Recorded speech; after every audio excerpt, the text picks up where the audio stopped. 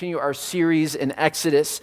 And last week, Dave talked about Moses, and he talked about how there was the first battle that Israel had, and they had made it through the desert. They had made it to where they needed to go, and Moses, when he held up his arms, they were winning. When they fell, they were down. And so two of the leaders came under Moses. They lifted up the arms, and they allowed him to be there, be that support, and they were able to win the battle. But we talked about the importance of just being with one another, supporting one another, helping one another, praying for one another. And so we get to this place in Exodus where they're at the foot of this mountain in Exodus chapter 19.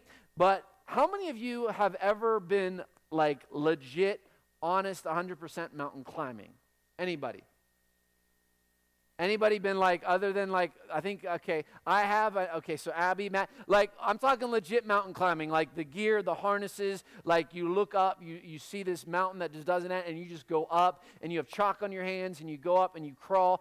All right, now how many of you done the rock wall? How many of you ever climbed a rock wall? At camp, maybe something like that. Okay, we've done that, and how many of you fall off the rock wall? Yeah, okay, me too. All right, so we've done that, we've had those, but it's always a fun challenge to climb and to go up. Now, how many of you look at a mountain and your first thought is like, oh, I'd like to climb that? How many, anyone out here? All right, how many of you look at the mountain and say, nope, I'm going to go watch Netflix? How many of you is that? Okay, because listen, we know that's how some of us act. We know some of us are that way in life, and I'm not sure about this, but you guys have known about mountains since you were little. You have known about hills, mountains, all of these things. And so some famous mountains that we might know of, if you just kind of hang out with culture, is, how many know what the Misty Mountain is? Anybody know the Misty Mountain? Anybody know what that's from? Misty Mountain, anybody? Anybody know what that's from? What is it from? The Hobbit. Yes, I heard it. The Hobbit. Misty Mountain, The Hobbit. So we know what that one is. All right. Who lives on Mount Olympus? The Greek gods. Okay, so you're doing pretty good. Candy Mountain. How many know what I'm talking about? How many know what Candy Mountain is? So, yeah, you guys know what Candy Mountain is, right? Yeah. Dave Taylor is the king of Candy Mountain, just to let you know. Candy Mountain. All right, how many know what this one is? Go ahead, put it up. Oh, what's it called? Pride Rock. All right, you got that. That was awesome.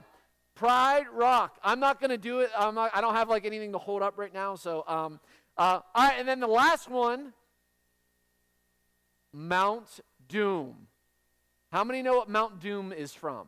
Anybody? Mount Doom. It was one of the first, Lord of the Rings is Mount Doom. Okay, well then we have some familiar mountains, like how many have ever heard of a little mountain called Mount Everest? You know what I'm talking about, Mount Everest. If I'm not wrong, it's the highest mountain peak in the world. Then how many of you, Mount Kilimanjaro? How many know that? How many ever heard of Mount Kilimanjaro? Anybody? Where is it located? Located in Africa. All right, Mount Kilimanjaro. What about Mount Rushmore? Even though it's kind of not a mountain, it kind of is a mountain. It's got some famous people's face on it. You guys know what I'm talking about, Mount Rushmore.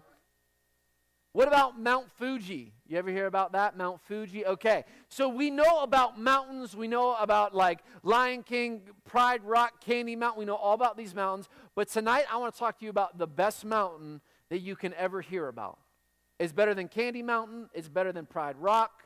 It's better than all of these. And it's called the Mountain of God. That's what we're going to talk about tonight. We're going to talk about the mountain of God and how important this is to where we're at. Because I'm going to tell you, at the mountain of God, some crazy things happen.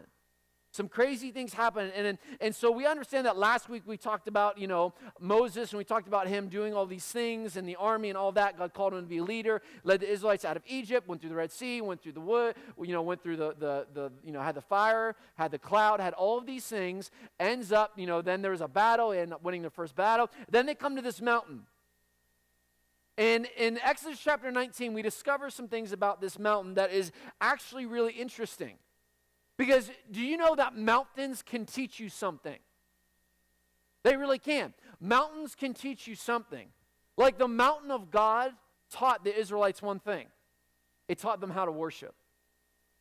See, when they encountered the mountain of God, they were taught how to worship. And we're going to talk about that a little bit tonight. See, when you experience God, you cannot but help experience Him through emotion. Now, see, there's this belief in Christianity that emotions are bad things. Like that we can't have any emotions. How many of you are very emotional? I'm emotional. I'm emotional. Now, I'm not a crybaby, but I can be very emotional. Like, I don't have mood swings or anything like that, but emotions, we all understand emotions. Like, okay, you take a TV show or a movie and you watch it. You have all types of emotions through the whole thing. Like, I just went and saw Guardians of the Galaxy 2. I went and saw it yesterday, and my emotions were up and down through the whole movie. So you have emotions that God has given to you. And it is okay to have emotions when it comes to God. He's given you those things. He says, listen, I've given you emotions. Because, sometimes like when people encounter God, what do? They cry. Sometimes people just stand there and tears come down their face. Some people ugly face cry. You know what I'm talking about? Like where you cry and then like the tears mix with the snot, mix with all the other stuff coming out of your nose and like goes into your mouth and it, you know what I'm talking about? Like, you know what I'm talking about? Like emotions. We have all these different emotions, and emotions are okay. Emotions are something that God gave to us, and it makes sense because we're emotionally moved by things. You ever go to a sporting event? There are some emotional people out there. Very emotional people out there. Some people are emotional about their team. Some people are emotional about, like the big game, the championship game. Like right now, the Penguins are in the playoff hunt for the Stanley Cup. Like there are people that are very emotional about this. God gives us emotions. We understand, like, when you go to a concert and someone begins to play that one song and it's just so emotionally attached to you because it was your girlfriend's and yours first song. It's like, and the next week you break up and you're like, I hate that song. I never want to listen to it ever again. Like, we get like that. We get like that. So there's these things of emotions that we operate with and that God has given to us. And we have to understand that emotion is not a bad thing. But we have to keep our emotions in check sometimes. We really do. It has to be something that is kept in check. But check this out. In Exodus chapter 19, verse 1, it says, on the third new moon, after the people of Israel had gone out of the land of Egypt, on that day they came to the wilderness of Sinai. So after 7 weeks of wandering in the wilderness, Israel finally makes it to Mount Sinai, which is the mountain of God. So it took 7 weeks to get there. I know this, if I'm in a car for like 7 hours, I start going crazy. You ever been lost in a car? It's not fun. Imagine being lost for 7 weeks, walking around in circles for 7 weeks. 7 weeks of walking around. Some of us would get kind of grumpy. Some of us would be like, can we just get to where we're needing to get to? So they get to this place, and it's about, like I said, 7 weeks to get there. And they reach the mountain of God, and they're encountered with something really interesting. Let me just take a side note. I'm just thinking about a thought right now. Have you ever met someone who became a Christian for the first time? You guys know what I'm talking about? Like you meet someone who, they become a Christian for the very first time.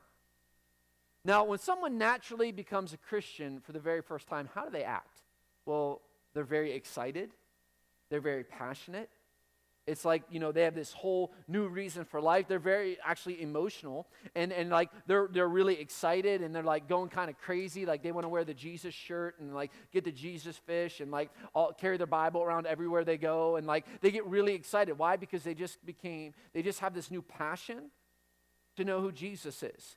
Because it's changed their whole world. But then what happens? Well, that passion and that emotion and that fire begins to kind of wear out a little bit.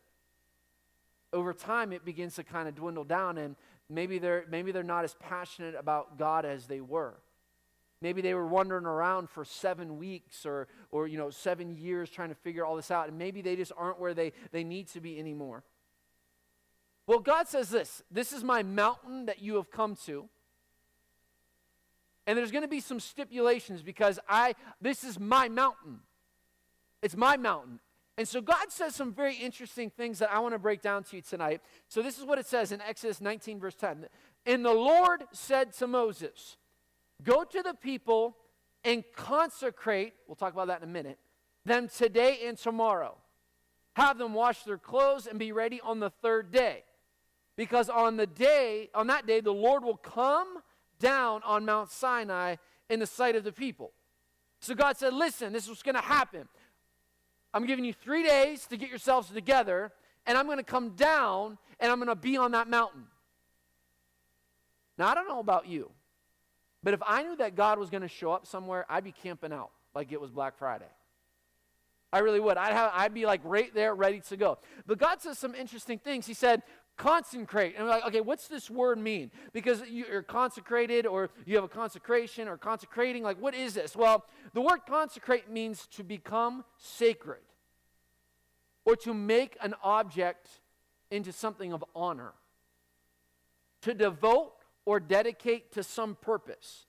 So consecrate, when we talk about that tonight, it really means to make clean, make holy, make pure, honorable. Can we all understand that? That's what consecrate means, because I don't want you to get confused tonight. God said, listen, I want you to make yourself sacred. I want you to make yourself honorable. I want you to make yourself dedicated to something more than what you are. And so you got to understand that means, like, what this really means, that means this. It means everybody takes a bath.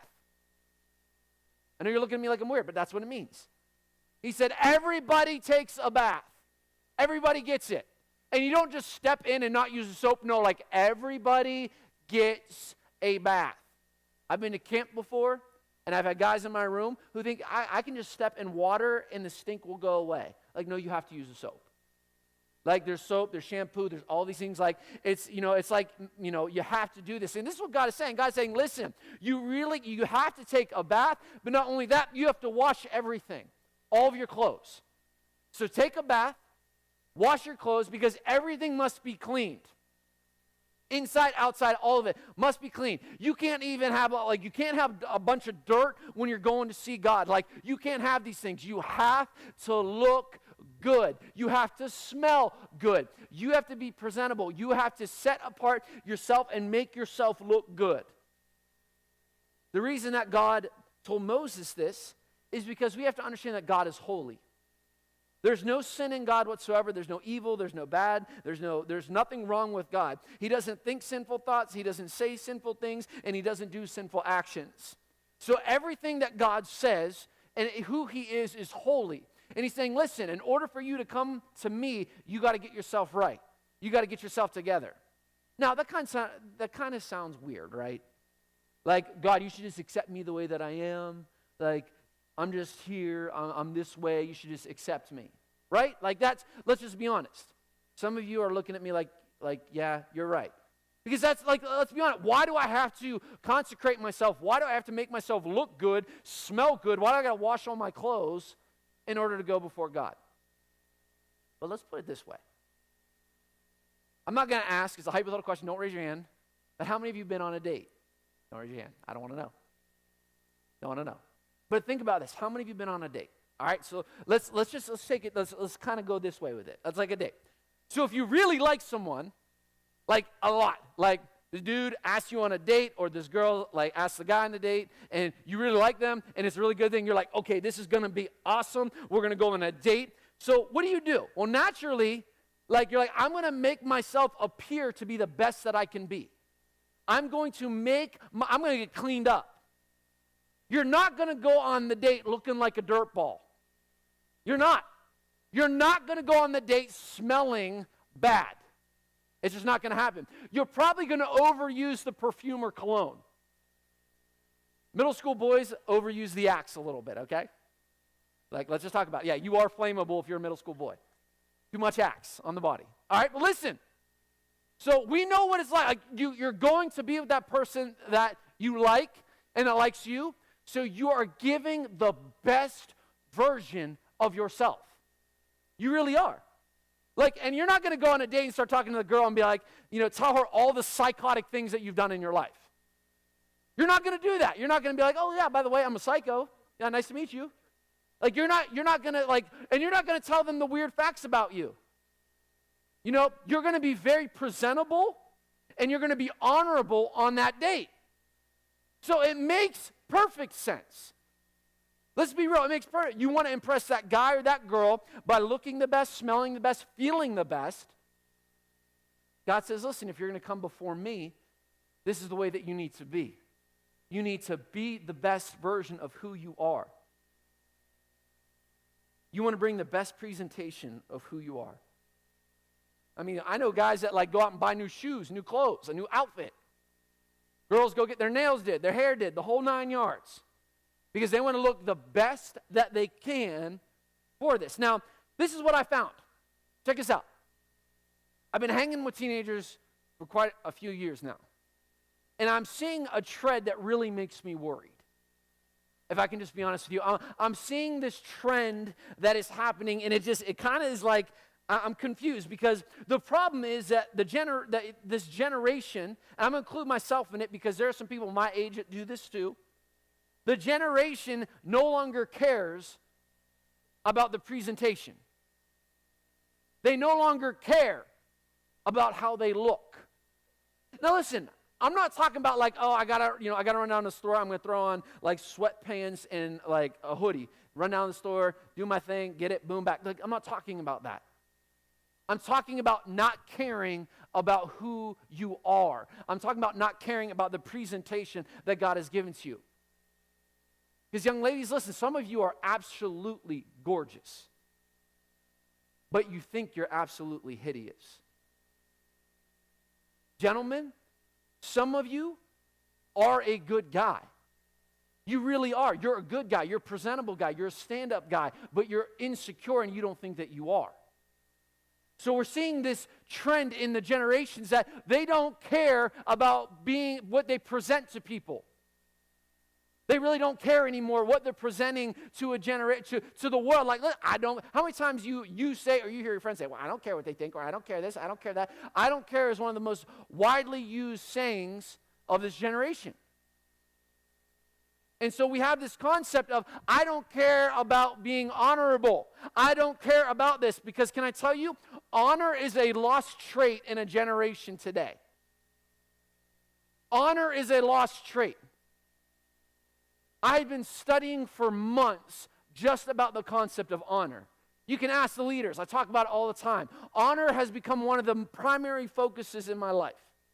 Because this is what I've learned, and I kind of just wrote it like this. When you stop caring about honor, you stop caring about yourself.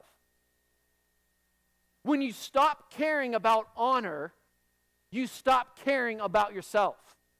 When you don't care about how you present yourself or how you are as a person, or sometimes it's like, how many of you ever have a bad day, you go, you take a shower, you get in some nice clothes, you feel good about yourself. You know what I'm saying? Like, notoriously, it's usually after a breakup. You're like, oh, I'm going to look good. I'm going to look real good. You know what I'm saying? And we go and we put on the new outfit and we look good and we have this confidence about us. Why? Because we feel presentable and honorable. But I can tell you this, when you stop caring about honor and presenting yourself as an honorable, good person, a good Christian, one that loves Jesus, you really have stopped caring about yourself. And this is where we're at in all this, because you have to understand, when we don't present we present our best to the date or the girlfriend or the boyfriend. We want to show them that, like, hey, we care about this moment, and we look at, because like, we're not going to show up on our first date looking like a train wreck, talking about how messed up our life is. That's not how it works. That's not how we do this.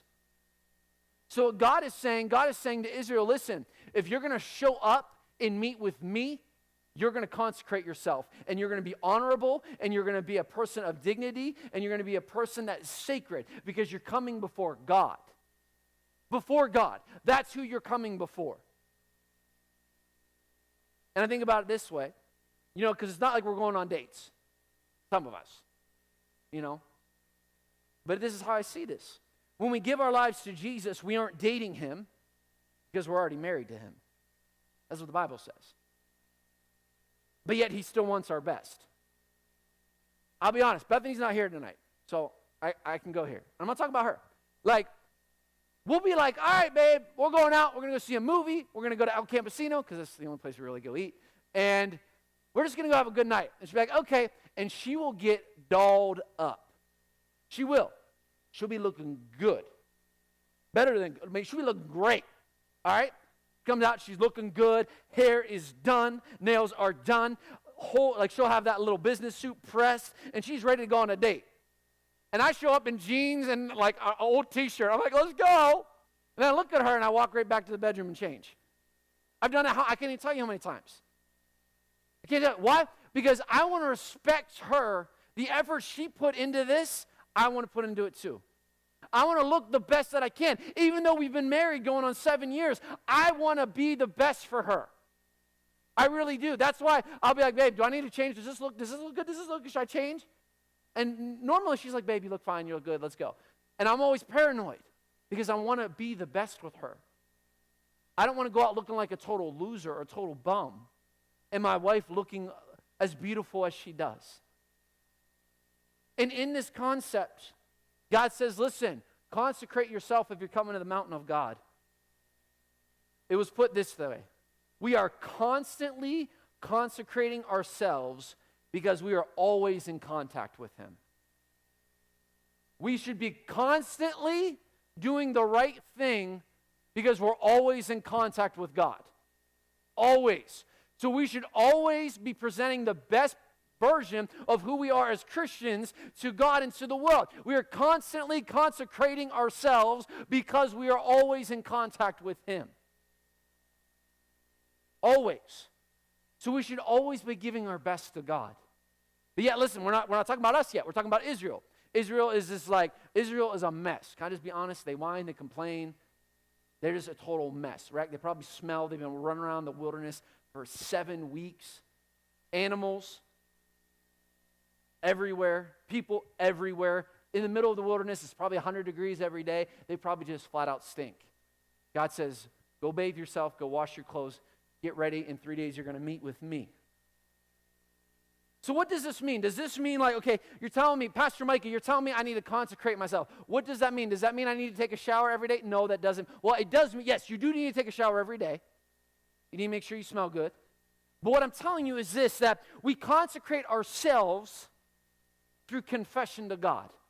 We consecrate ourselves through repenting and saying, God, I'm sorry for the things I've done. We consecrate ourselves through prayer. We consecrate ourselves through obedience.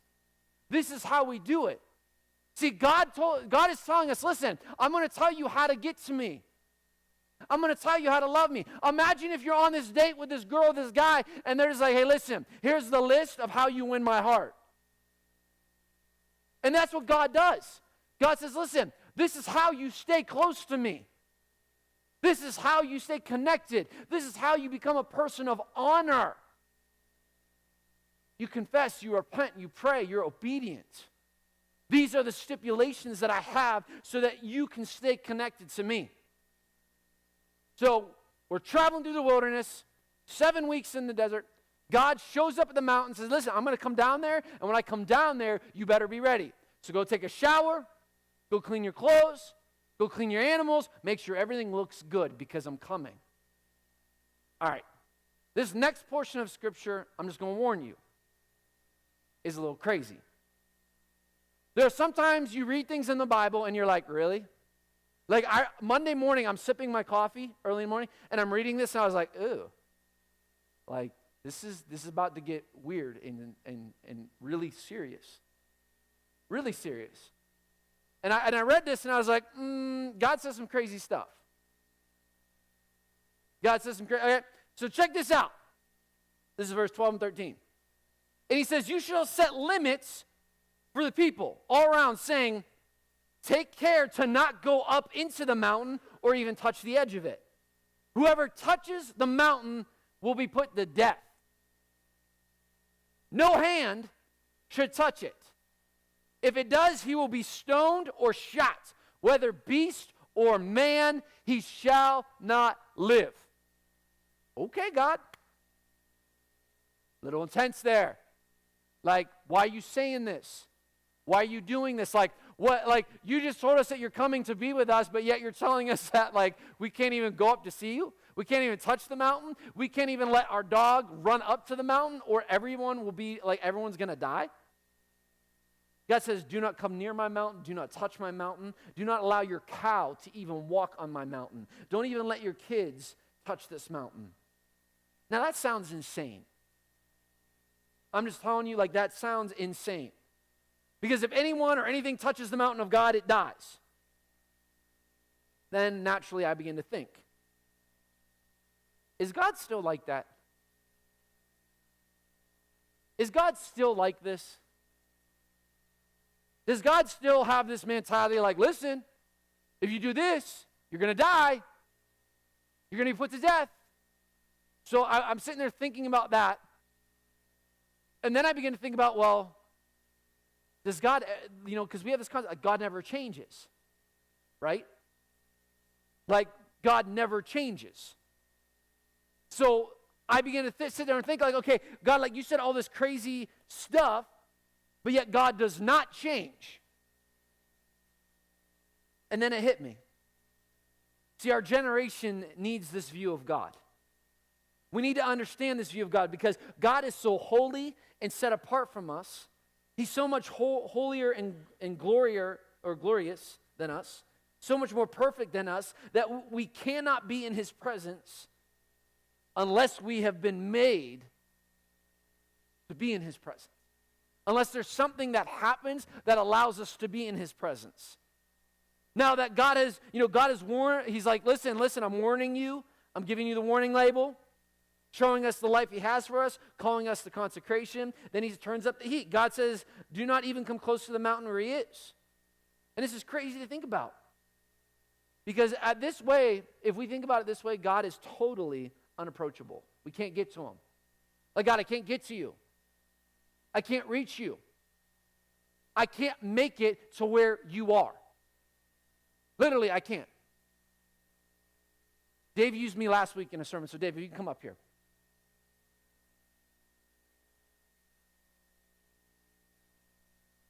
Dave is going to be God. All right? So, Dave, if you could just stand right here. All right? And even though this isn't big at all, this is the mountain of God. This is the mountain of God where God resides, where God lives. Now, God just told us, don't come near and touch my mountain. Don't allow your kids to run up the mountain. Don't allow any of your animals to come up to the mountain. Don't let it happen. And this is crazy to think about because it's saying, okay, God, there's this big gap now between you and me. I can't get to you.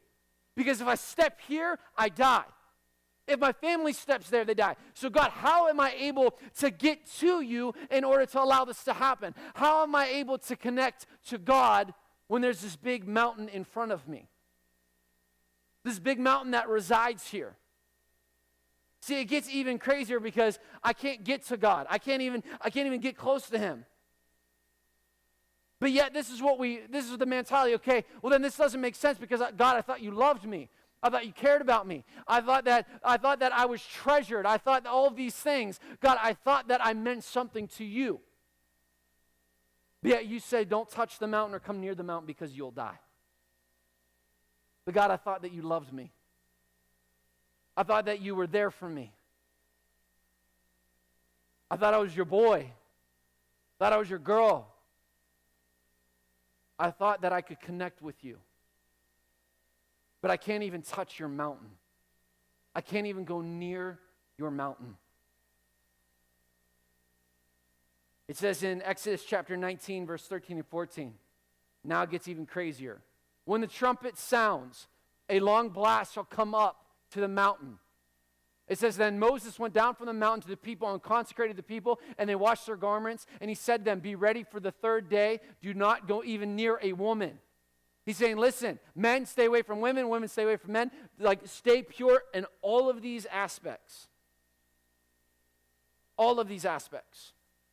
Because I want to get to God. I want to get to God. God is on his mountain, and he's showing up here in just the third day, and I want to get there.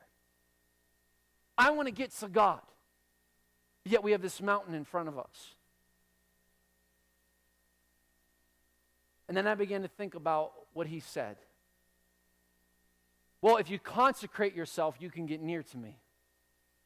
If you consecrate yourself, you can draw close to the mountain. Because this is what we have to understand, guys. Listen to me. All we need to do is be close enough. All we need to do is be close to God. That's what we have to remember. We just got to be close enough to him. And he still has us. But something amazing happened. Something absolutely amazing happened. Michael, come here for a minute. Stand up there with God. Because see, God had a son that he loved. God had a son that he loved so much that he loved. I mean, this was the most prized possession of him. And so we got to this point between the Old Testament and New Testament where there's this separation because of God being so holy. But then all of a sudden, come on down here, Jesus. Jesus came down to where we were, where we lived. And Jesus said, listen, this is what I'm going to do.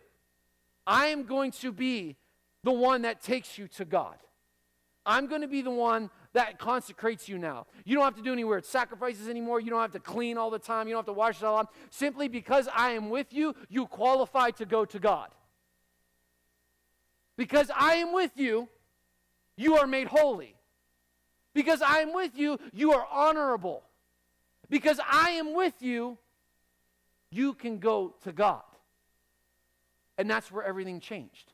Because when Jesus came, I could then go up the mountain with Jesus. And I could take steps to get closer and closer to God. Why? Because he makes me qualified to be close to God. And that's what we have to understand. That there was this chasm. There was this big cliff that you could not get over. But Jesus said, I will be the gateway and I will allow you to make this happen. Thank you, guys. But I want you to see the visual on how this works. But then here's the issue. Can I talk to you from dad perspective real quick? As a dad to a generation to you, can I talk to you just as refuge students? I just want to talk to you one to one. Now, this doesn't pertain to everybody, but this pertains to a lot of us that are here. I want you to understand something. Worship is powerful. Worship is powerful. God brought the Israelites to the mountain of God to worship him. To worship him. Every week we bring you here to worship God. We don't bring you here to hear a band. We don't do that. We put the words on the screen for you so you can read. But listen, if you just sing songs that are on the screen and you don't lift your heart before God, all it is glorified karaoke. That's it. But yet we bring you here to worship God. To come to the presence of God and say, God, we worship you. We're here for you. And I'll say it this way. The less we worship God, the more we worship ourselves. Students, listen to me. Understand that. The less we decide to worship God, the more we worship ourselves. God told Moses that he and the people would hear what sounded like a blast of a trumpet, and that would be their sign they could come up to the mountain to worship near him. We have to understand that God is calling us to something. Our worship of God is at stake because our worship ushers in the presence of God. I quote this verse to you guys, I feel like every week, that the Bible says that when we sing praises and we sing worship to God, when we worship him just like we were doing, singing about show me your glory, just as we were singing that, just as we were praising that to God, the Bible says that God hangs out, he lingers, he resides, he sits down on the praises of his people. That's how important worship is. That we can be the place where God sits and just hangs out with. And we can get the attention of God. But let's get back to the story real quick because it's not over. It gets really ridiculous here. Like you thought it was crazy before, it gets crazier.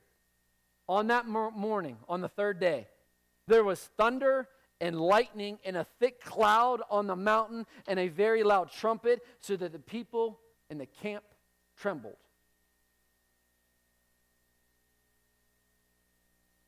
God is using very tangible ways to show the people his glory. Can you imagine what this would be like? We're hanging out here. Just imagine that we're just us. We're just worshiping God. We're just singing praises to God. Think about this. This is the reality. Some of you are zoning out. Just stay with me. I'm almost done. I want you to understand. Just imagine we start singing, God, show us your glory, show us your glory. And all of a sudden, up above us, a cloud shows up. Think about that. A cloud shows up. And then in that cloud, it begins to thunder and lightning. And then all of a sudden, a very loud trumpet blasts, and the glory of God is just shot through the room. Now, if that did happen, because of the way that we are today, we would deny that it was anything. We would just say that wasn't God. We would deny God and give it to anything else but God. Someone would be like, oh, Pastor Mike has got some really good, visual effects. Or that was just some weird, some people, that's some weird UFO thing. But this is what happens when you encounter the glory of God. The thick cloud over a mountain with thunder and lightning and a trumpet blast, and the people trembled. Just as God shook the earth, the people trembled. God is saying that he will, that he shakes this earth. Why? Because there is a life of worship that has reverence and awe. And what does reverence mean? Reverence means respect for, awe, amazed. Trevor, if you could come. By consuming fire in this cloud, God's saying, listen, you can step up to the mountain. I will show you the glory. But what I just told you is what we have now. Because see, this is what we don't have to go home and shower. We don't have to go home and clean our clothes. We don't have to go home and clean our cat and clean our dog and make sure everything's good. Then bring him back here. No, very simply put, all we have to do is begin to play music. Guys, listen to me. All we have to do is begin to play music and lift. We don't even need music. But all we have to do is worship and say, God, we want to see your glory, and he'll show it to us. Why? Because a man named Jesus, like I just said, came to this earth, and Jesus took that break out. He took that mountain out. He took that whole concept out and said, listen, I'm going to be the new mountain. I'm going to be the one that sits there and that is strong. I'm the one that's going to bring you to God. And I'm the one that's going to be there. Because God's holiness and power against sin shows us our need for Jesus. We can now approach God's presence, and we can now be connected because what Jesus has done for us. We have to understand this, guys. I really wish, man, I wish that I could sit down with every one of you for just 15 to 20 minutes and just talk about what God can do through you. I wish I did. I wish I could just sit there and say, I don't care about your past, because God doesn't care about your past. I don't care about the things that you've went through or the people that have hurt you or the people that you've hurt. When you ask God to show glory, he's going to show it to you. When you ask God to show up, he's going to show up. When you say, God, I need you to do something big in my life, he's going to not just do something big, he's going to do something huge. Because that's the way that God works. That's the way that God operates. That's why we sing worship. We sing worship and we sing, God, show us your glory. Show us your glory. We sing songs like that because that's the desperation of my heart. That's the desperation of Trevor's heart, and of Abby, and of Carly, and of Matt. I'll be honest, that's the desperation and the heart of Joe Dennis and Ken Bradley and Dave Taylor and Ryan and Sid. That's the desperation in Josh and Griffin and Justin. That's the desperation in Olivia and Autumn. That's the desperation in Danny and Betsy. That's the desperation in James. That's the desperation in Broman. That's the desperation in Amber. God, we need your glory. Why? Because Akil can't do it by himself. He can do it through the glory of God. Show us your glory. See, I'm thankful that we don't have to consecrate ourselves anymore, but just simply be in relationship with Jesus to be connected to God. Because God is so holy and so righteous that my sin will not allow me to get to him. But what Jesus did for my sin allows me to get to him. Because that's what matters. Stand to your feet tonight and bow your heads. Close your eyes.